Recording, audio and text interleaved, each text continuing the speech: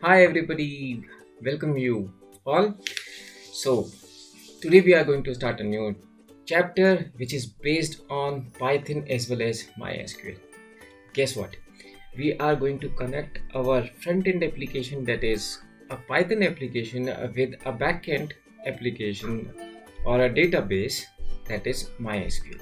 So what we need some programming practice on Python, and then we need some serious skills with MySQL. So getting started with this Python part, first of all we need to import a module called MySQL. So let's write command import MySQL, and that we need a connector. Okay, connector. Now I am going to run this program. Now you will see I am troubled with the error, that is no module name MySQL. I was expecting this error because I know that I haven't imported that module. So let's import that module file and then go to the settings. Now go to the project interpreter, and then you simply need to click on plus button, and then you can search MySQL there. Just MySQL. Now you will have to find this MySQL connector. Okay, and there is another way, MySQL connector dot dash Python. Okay, go ahead and install this package. Now see, if I execute this piece of code, I am not having any error. That means my MySQL connector has been installed, and now we can go ahead and start coding. Okay, so what we need to do, we need to establish this connection between Python and MySQL application. For this we will be needing a connection. Okay, so we will be using a simple connection. Let's say it could be my connection or MySQL connection, whatever name you choose. It's just a object. Okay, now SQL TOR, or its name is SQL TOR, that SQL TOR dot. Now we need to use a connect method, and we need to pass some of the argument, that is host is equals to localhost, that is your own computer. That means if you need to connect to some database which is stored on the web, then you need to specify the IP address of that host. Okay, and then we need a username is equals to, and that's root in my case, and password I forget. So password I don't want to reveal it to you, so I have stored that password in line number 3. You can't see it right now. So what I'm going to do, I will be using a named parameter password password, and I am going to supply the password which I have stored. pwd is the variable name which stores the password for me. And when you are using a lab computer, it will be RAM by default, you know it, and you can use whatever password you have set in your MySQL. Okay, and then finally we will be using a database, and that is my db1 which I have created just now. If I show you this screen, you can check it out. Initially I was not having any database, and I have created a database called db1. Okay, so this is it, and so I'm going to connect it with this. Remember, so if you are using Windows 10, most probably you have installed MySQL very recently, and a new version of MySQL, that is 0.8 something. So for those, what you need to do, you need to install any previous MySQL connector. You need to install MySQL connector dash Python, and before installing this you have to remove the previous version. MySQL connector, and then click on add, search for MySQL connector dash Python like this, MySQL, and this is the correct version. And remember, you have to uninstall this first, and if still it doesn't work, you have to restart the project. Okay, or just close the PyCharm and then restart it. This will work, and if you execute this time, you will see there will be no error. Okay, it says db1 is not defined because I have to enclose in a string. And then if you check it out, you can see my connection is established. You can check it with the help of a if. You can see my con dot is underscore connected, and if this is true, I am going to simply fire let's say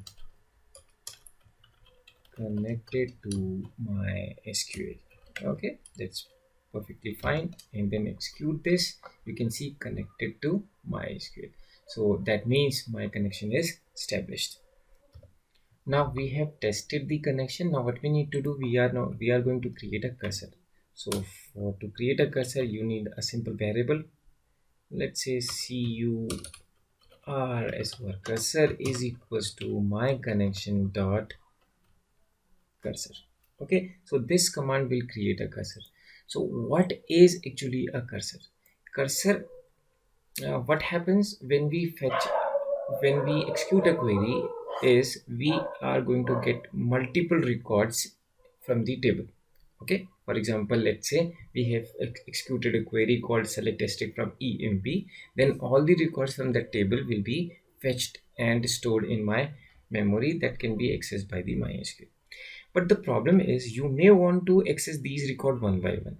For this, we need a cursor. Cursor will point to a particular record, and at that time you can access that particular record.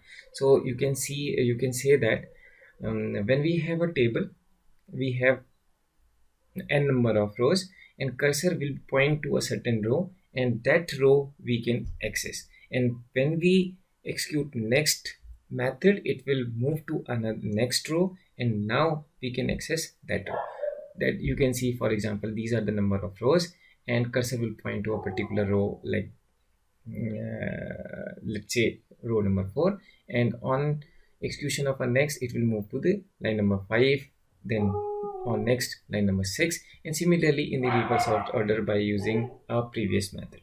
Okay, so it will, the cursor allows you to access row one by one. Now we have cursor, but we do not have a table in our database. So let's create a table and then store some of the rows. So for this, we will be creating a simple create table student, and we are going to have only roll number as int. It will be a primary key for me, and let's have a name that's a varchar, let's say 40 this time, and let's have a class. Okay, as class will be perfectly fine for me. Let's have an integer here, and that's all for me. Okay, so I have created a table. You can see the student. Now you can see we have 3 rows. Let's insert some of the data. Insert into student values, roll number 1, let's say Manish, and this time it's 12. Okay, now you can see I have sorry, I do not have. Let's see this whether it is stored properly. You can see I have 1 row. Let's insert 1 more, and this time let's say Arjun and 12. Let be number 2. Okay, so I can have Aman and Yash, Dipesh, Nishi, anything. Okay, whatever you feel, you can insert. I'm going to have 2 rows. Okay, now let's jump to our MySQL, and let's change the view from edit to presentation mode so you can see better. Okay, now here we go. We have cursor. You can shorten the name, you can use cur or whatever. Cursor is equals to, sorry, cursor dot execute is the command, and then we need to specify, let's say select a string from student. Okay, that's perfectly fine. And here let's execute this piece of a code and check it out whether it executes perfectly fine or not. So here I am perfectly able to execute this and there is no error, so that means my cursor is created. But notice we are not able to actually see all the rows because we have to fetch these rows from the cursor one by one. Okay, and now we will see how we can do it. Okay, now we will be using a for loop. Let's say data in a cursor. Okay, and then we are going to just print this data. Okay, data, and let's execute this piece of a code and check it out. So now you can see I'm getting a tuple for the data and another tuple for the next data. So basically what I have did, I have acquired a result set. Now if I show you the MySql window, you can see I'm having two rows. I have inserted actually two rows, you can see. So all these rows are stored in a cursor. Okay, and so you can see you can say cursor has the list of all the records. Okay, and when I fetch a record, it is in a form of a tuple, so I am getting a tuple. If I print the data type of this data, you will find it's a tuple. Okay, so we have a tuple, and if I want to access the first column, so I can say like this, roll number,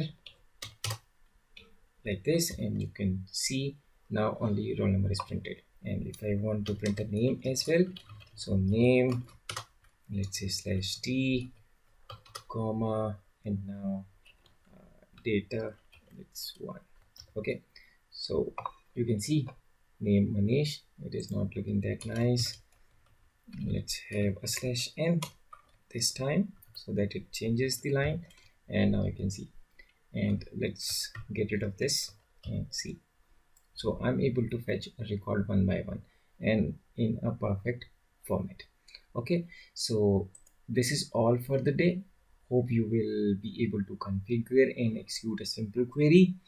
And so that's all. Goodbye and have a nice day.